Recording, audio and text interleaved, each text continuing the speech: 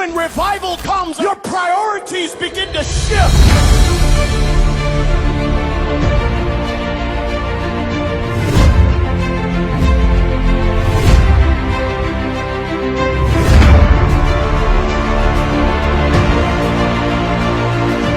What was once important is no longer important, and what is now is important is Jesus Christ. Life Abundance Christian Center presents to you with Apostle Zet Shiani.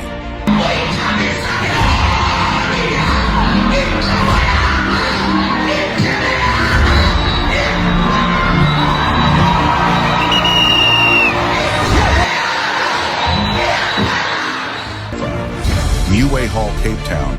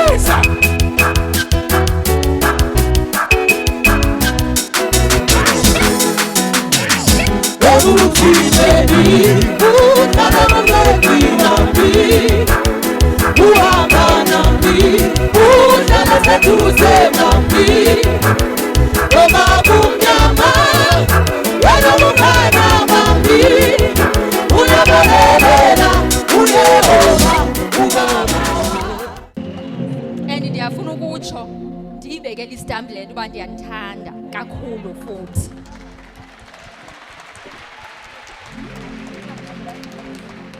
And akho uthandwa ngaphezu kunomnye, ndinithanda nonke ngokulinganayo.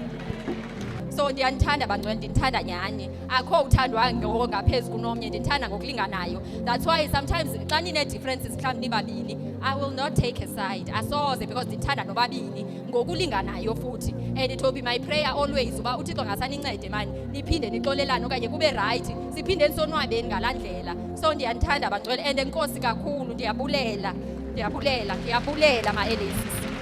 Can I prophesy? You shall never lack. I see provision already. I see provision. I see the Lord providing for you. I see the Lord providing for you. Funa isipili namhlanje. Funa isipili. Angiyazi into ezakwenzeka apha namhlanje. So, ngoba kukhona into yokuthi ufanele ubheke phambili. Kanti emva ezilalini bakujongile. Yonke into engathi yeza bakujongile. Yonke into elungileyo fanele uyenzeka bayijonge esipilina. Namhlanje kuza kwaziwa. Watch out. What is going to happen now? Likapakosa. Abajonge impilo yakho. As I press the oil here. Balab. Basetshenziswa esipili. Esinye sisipili esegwadana. Abanye sisipili esiphansi kwamanzi. Sibamba impilo yakho. Sibamba impumelelo yakho. Sibamba into zabantwana bakho. Befana kudala uphangela kodwa bakujonge kwesisipili. Befana kudala ibhizinesi yakho yaphakama kodwa bakujonge esipilini. Befana kudala into zakho zadibana kodwa sidibana ngenxa bakujonge apha esipilini. Namhlanje watch out. Ndiyanyakazisa le nyoka elapha eswini. Ndiyanyakazisa ngegama lika Yesu. Le nyoka elapha eswini. Hey,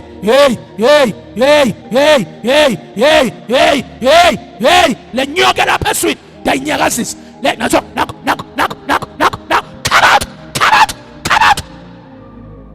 Come out. Sengap. Hey.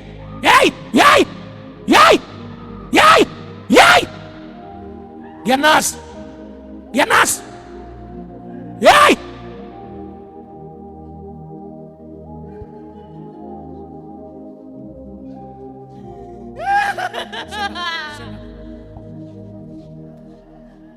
Nangomi ithuba ndimkhulule. Kunalento ngathi ipowder bakufake yona apha enhloko. You always have a serious headache. Beka isandla sakho enhloko. Ngiyayibona nifaka ikhaka. Kudala nibambile lesifi. Ikhululeni ngoku. Hey, khululani lesifi. Hey, khululani lesifi. Hey, nina babambe lesifi yakhe. Ikhululeni ngoku. Ikhululeni. Ikhululeni. Nathok. Hey, ngiyayikhulula. Saba!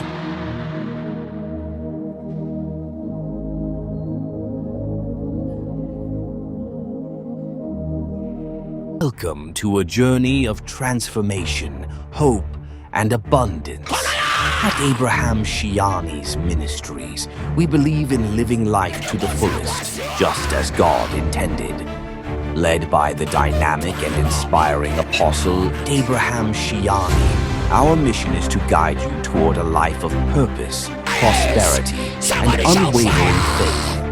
God will prepare a fish to take you to another level. Can somebody shout yes? Stay connected with us across every platform.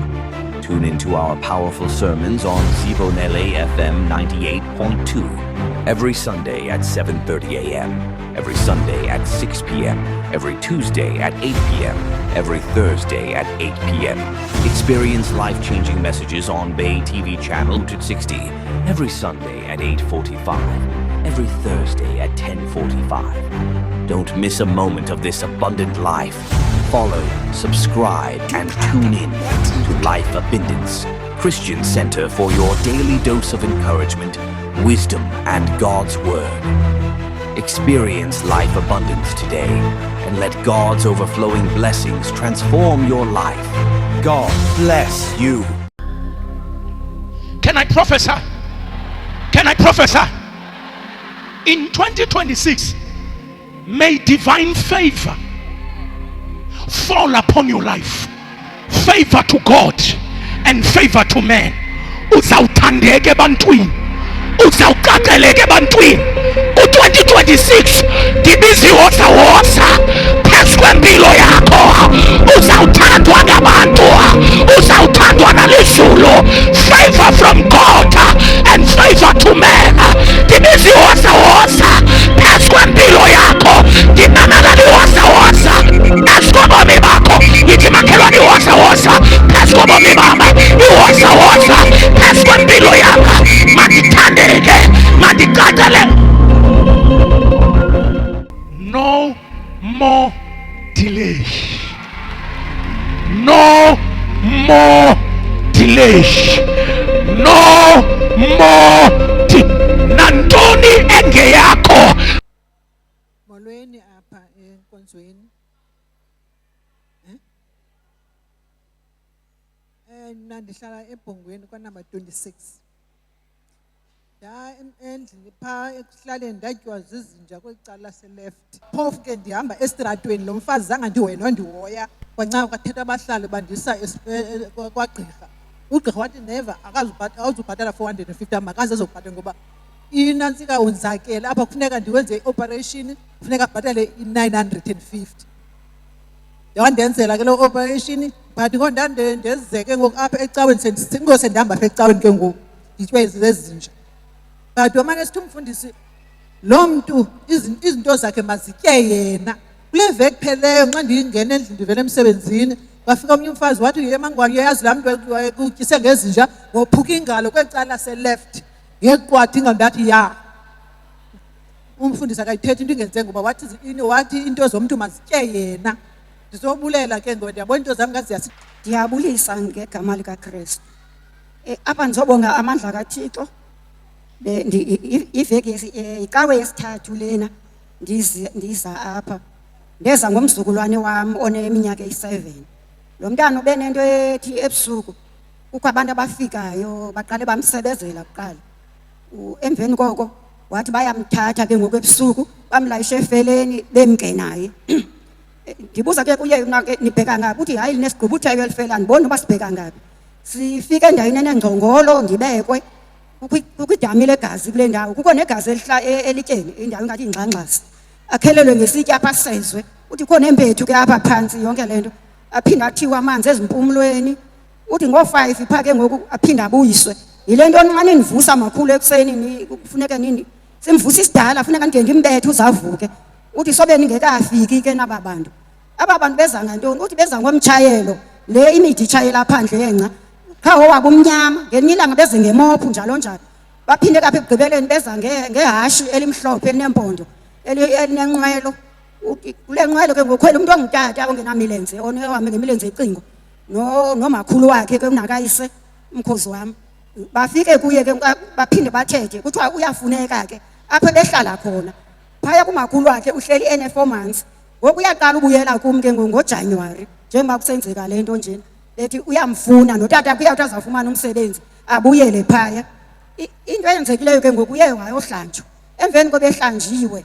baphambana sipha eofisini wathetha ke lo makhulu ba uyamfuna makabuye uyamfuna zithothe ke izinto sihambe endleleni athi nako eqali kwami ndithi ke ngithi fire sumyeka aphinde nxa siya egarage athi hayi umkile fika endlini silale bathi bafikile bayamselezela ngoku uthi ke ngoku nxa bethi ke bayamthatha kuvutha umlilo xa bazambamba babaleke xa bephinda besiza kwakhona bafike bakhale ngithathe le oil ke besiyifumene yayichothozisa boyoyika ulale erumini ulale dining room chothozisa ndajikeleza kule ndawo balele kuyo ngale oil ndiyachothozisa phaya xa befika ngoku bafika bakhala ukuthi batakataka nasi inyoka babaleka ugqibeliseke ngokuba nengxaki ngecawe kule liphele icawe akhange aphinde abe nengxaki uthi ke ngoku bamsebezele apha ezinsukwini bathi uthi omnye masimncame uthi omnye asizumncama uthi asifuna lo mama umuntu esimfunayo xa bebambe ekamereni yami icango bezawuvula uthi kuvele inantsika kurharhaza umbane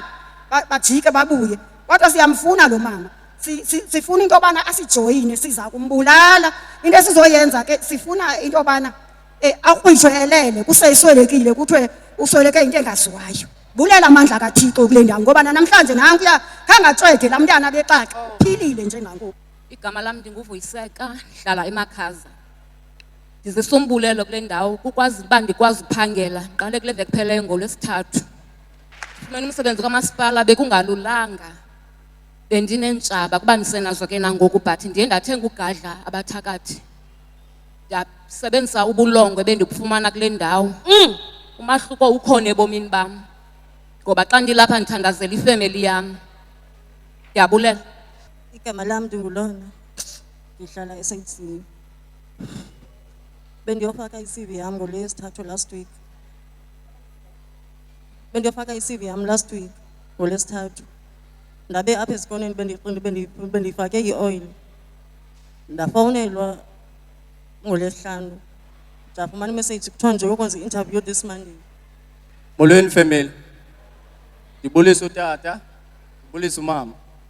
Nam ndicela ubulela. Mna ndixola uba ndiyithethe ngumuntu oselayo.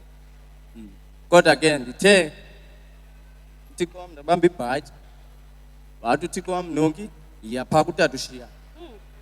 Ndafika apha ndithe ndiphume endlini. Sisi wam ndithe ndiphuma wafika umntana ezorenta umbane wathi nonke nathi 200. Ndayithatha la 200 ali mntasekhaya le ndiyoyithandazela. Ndabhatala itaxi nge-40 rand. Ndakhwela yandothula apha ndihlala eDripsense. Yandothula apha ndathi ndiyakutata ushiyana. Tata ndicela ukubulela. Ubulela uThixo wakho okusebenzelayo ndicela nama ndisebenzele nam de ndiphangele. Ndiyabulela abazali bam. Amen. Igama lami ndingusihle ndihlala eSide Bay Koti. Ndifike apha nge-31st. Yeah, nge-31st kaDisemba. So nam njengalo bhuti ke bendingumuntu oselayo bazalwane ndisela gqithi. Ingathi ndingumuntu lo une-stress. Kwenzeka emveni kwe-31st ndawubona umehluko zigqithi weekend umqala nxanwe ayeke zigqithi weekend ndisela amanzi ndithi niyaxoka asoze kaloku ndikhonze ogqiba kwam ndingaboni umehluko ebomini bam.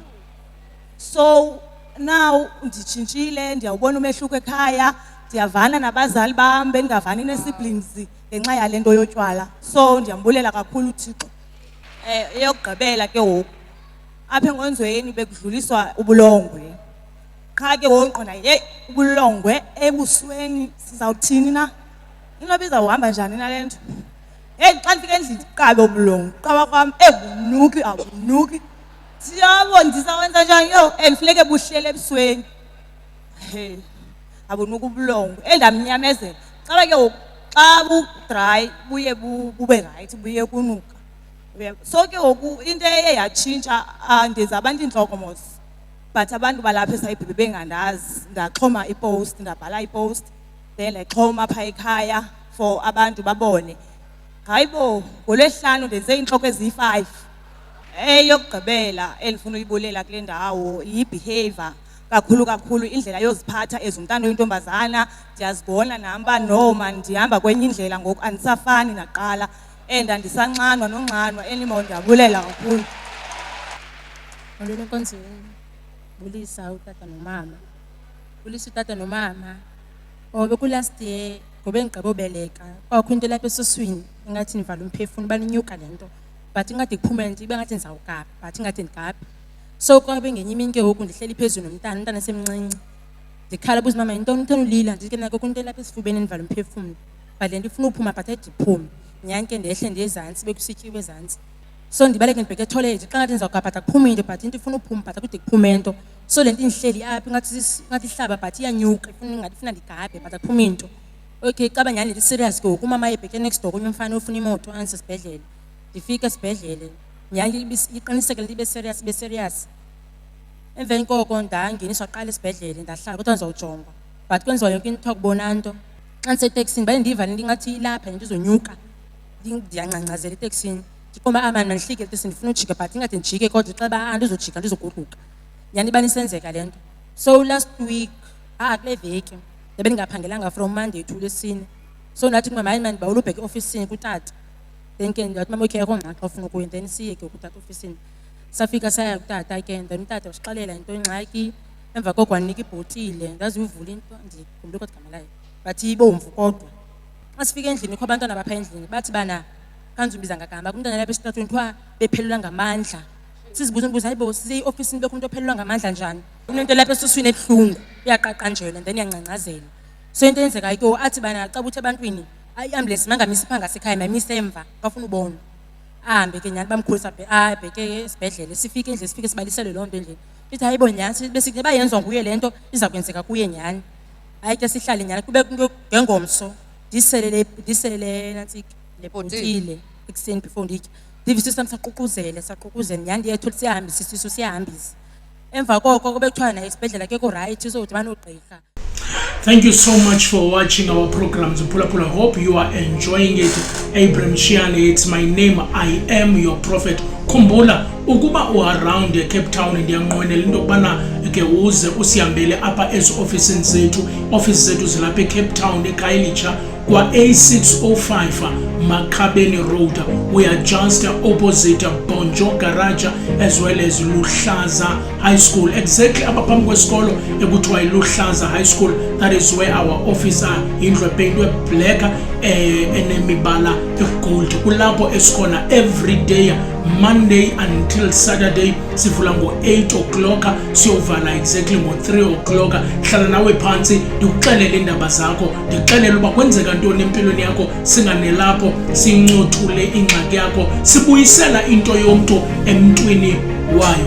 Okwesibini ndiyafuna wazi mphulaphula into kubana wena mbukeli umprofeti unazo nezixhobo specifically prophetic materials ingakumbi kweli xesha le festive season nalapho abantu bagoduka khona. Ingabe uzawugoduka uzawubheka ngasekhaya and uyayazi uba kudala laa ndlu yavalwa and idinga into yokubana before be uyafika iqale isetyenzwe. Umprofeti unezixhobo ezinamandla, umgijimisi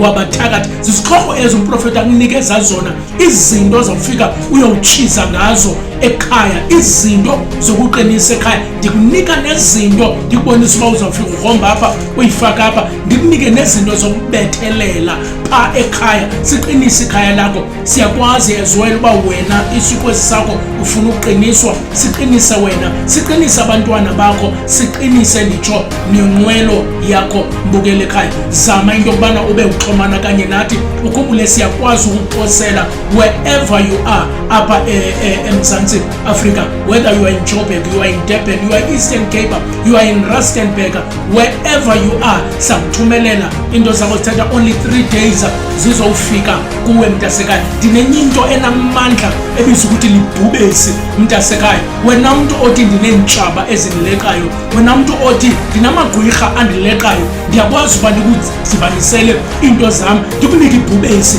Alihambi lodwa ibhubesi, lihamba nokuphinda umshaye mntasekhaya. Shaya Jehova, we into ezawukwazi ukusebenza mbukele ekhaya ilwe neentshaba zakho, sibuyisele into yomntu emntwini wayo. Mamela mbukeli, xa ndikuhlanganisela ibhubesi ndikuhlanganisela nophinda umshaye. Ezi zinto zenza into yokubana lento bebefuna into yokubana mayenzeke kuwe mayingenzeki kuwe, koko mayenzeke ezintshabeni zakho. I want you to order now ibhubesi kanye nophinda umshaye. Wena mntu onentshaba, wena mntu onamagwirha akulekayo, ayihambi yodwa mntasekhaya. Abantu abafuna uqiniswa bracelet zikamprofeti esihlala apha esihlahleni sakho, ungayenza loo nto wena, ungayenzela abantwana bakho odele wena kulwe xesha le-festive apha amagwirha khona.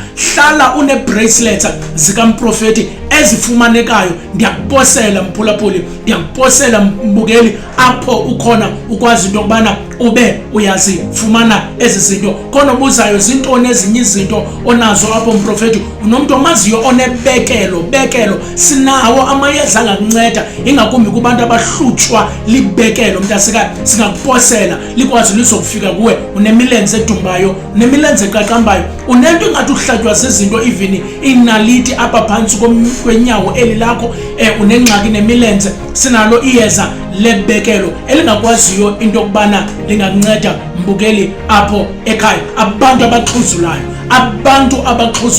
abantu abawayo, umprofeti unawo iyeza lokunceda abantu abawayo nabantu abaxhuzulayo. Baninji bafikile besiwa, baninji bafikile behambe indawo bengancedakali, bebanjwe sisifo sokuxhuzula. Namhlanje sakwazi into yokubana sibe siyabanceda bakhululekile.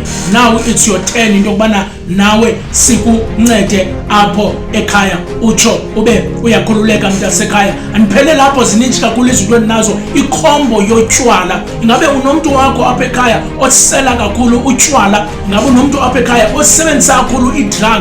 Umprofeti finally iyeza lokuyekisa utywala, iyeza lokuyekisa i-drugs phecelezi iziyobisi. Ingabe ngumntanakho, ingabe ngubrother wakho, ingabe ngusister wakho, ndinalo elo yeza. Just call the numbers on the screen, sikwazi into yokubana nawe sikuposele, sikuncede. Otata abanengxaki ekamereni, iyeza elibizwa ukuthi yimbiza yamadoda, umprofeti unalo elo yeza. Liyeza linamandla kakhulu. Uba ungutata uhlutshwa iswekile, mhlawumbi nezinja asakhonkoti kakuhle pha ekamereni, oda apha kuthi mntasekhaya sikuncede. Baninji bafikile otata, sibanyengezele, utsho kufudumale, ube kuhle pha ekhaya ekamereni. Ingabe ungumama apho uhlutshwa yinto yokungafumani bantwana, mhlawumbi izisu ziyaphuma, azihlali izisu, zihlala nje inyanga zibe 2 zibe 3 ziphume. Oogqirha baze bathi unengxaki ne-fibros, awufumani bantwana. Sinalo iyeza mntasekhaya elingakunceda. Imbiza yomama ikhona. Okwesibini, omama abahlutshwa sisilwane, awulale ebusuku ulaliswa nalento, ikufikela ngobusuku iyazijika ifane nomuntu oyindoda. Lento ilala nawe uzoba nengxaki even nesisu esi, ingakumbi apha emazantsi esisu siyakuhlupha ngoba uhlutshwa sisilwane, uzihambile indawo awuncedakali. Finally into yokukunceda kwinto yesilwane sinayo mntasekhaya. Baninji bafikile omama, bafikile osisi beleqwa sisilwane, behlutshwa yinto yesilwane, bafika mntasekhaya, sabasebenza, sabanceda. Nawe ndingakunceda, ndikusebenze, ndikuthumelele zonke izinto ezingakwazi into yobana zibe ziyakunceda. Ndikwazi ke into yobana ke mphulaphuli undicontacte. Inombolo zam zomnxeba once more ngu-073 907 1240. Ngicela uziphinde inamba zam ngu-073 907 1240. Okugqibela 073 907 1240. Ayikho into ongenokwazi ukumnceda ngayo noba uhlutshwa intoni na. Zininji esikhona. Just wena dial the number on the screen, si WhatsAppele, si phonele, sikwazi ukubana sikuthumelele into zakho. Ixesha lokukhululeka lifikile. And finally eyogqibela engakwazi ukuyishiya abantu abanengxaki nezimali, abantu abathi imali ayihlali, abantu abathi imali ayibonakali, abantu abathi ndibolile ngamatyala ngitsho nemali ezizalayo. Yemntasekhaya sinayo into ebizwa ukuthi yimvula yemali alala, mvula yemali alala. Sesincede abantu abaninji bebebopheke ematyaleni, imali ingabonakali, imali ingahlali, ethi imali andiyiboni, isebenza kanzima but andinamali. Namhlanje sibancedile, sabanikeza imvula yemali yabanceda namhlanje. Order yours, ndikwazi ukuthumelela imvula yemali uphume kulamatyala okuwo. Ndibambe on the numbers on the screen, ndikuthumelela into zakho nezinye mhlawumbe engakhange ndibe ndiyazimenshina. Zininji mphulaphula, yiza sikuncede. Igama Abraham Kashiane. I am your prophet. Till we meet again. God bless you.